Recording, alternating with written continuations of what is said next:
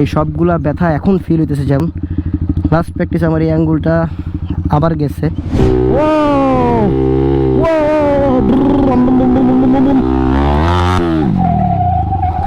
এই যে গন্ধ অ্যান্ড এই যে আমার 4V বাইক, যদিও ওই 4V বাইকটা বিগত 2 দিন ধরে তো 300 ফিট আছে, আর কালকে সার্ভিসিং করার পরে এই রাস্তায় বৃষ্টি আস্তে আস্তে কাদা কই উঠছে। যদিও আমি আমার স্ট্যান্ডের হেলমেট আনছি, বাট চিন্তা করলাম যে একটু ক্যামেরাটা লাগাই এটা দিয়ে একটা ভিডিও করি, দেখি এক্সস্টের সাউন্ডটা কেমন আসে, মাইক্রোফোনে কেমন লাগে। তো যদি বেশি সাউন্ড হয়ে যায় তাইলে ভিডিওটা আপলোড দিব না, কারণ এটারে দিক দিয়ে যদি আটকান যেত একটু ভালো হইতো, নাহলে পাইপটা যে কোনো টাইমে চিচিং হয়ে যাবে। কিরে তুই কি হ্যান্ড ব্রেকার ইয়া করছস? ওরে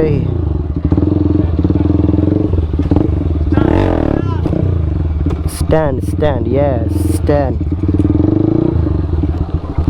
ওরে ভাই সো অ্যাট ফার্স্ট গ্লাসটা লাগাই নাই। স্ট্যান্ড করার আগে সবসময় টায়ারটা একটু গরম করে নিতে হয়।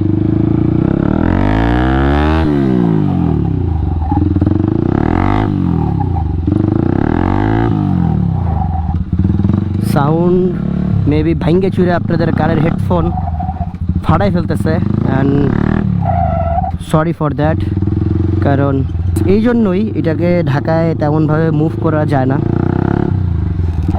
আমাদের কষ্ট হয়ে যায়। হ্যান্ড ব্রেক ওকে ধরতেছে, তো পরে আবার দেখবো কি হুইলের পরে হ্যান্ড ব্রেক ধরে না।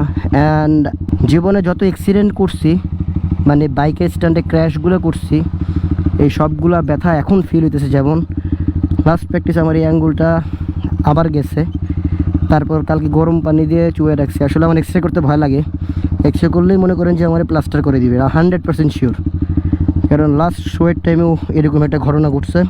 ব্রেক কি ওকে আছে? এই জায়গায় এই ক্লাসটা বাড়ি লাগলে আমার হাতটা ব্যথা করে, আর কোনো কিছুতে প্রবলেম না। সো গ্লাসটা খুলে নেই, সাউন্ডে আবারও প্রবলেম হবে।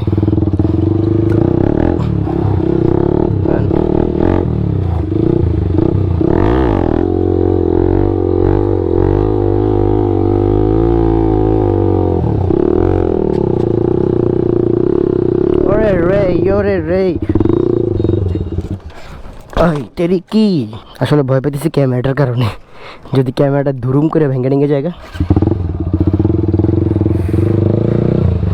সো হেলমেট ওইটা পরে ফেলতে হবে, নাইলে হবে না।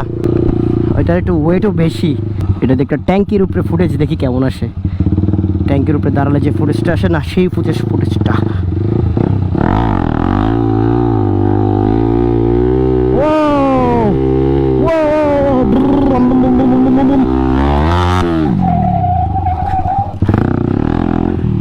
একদম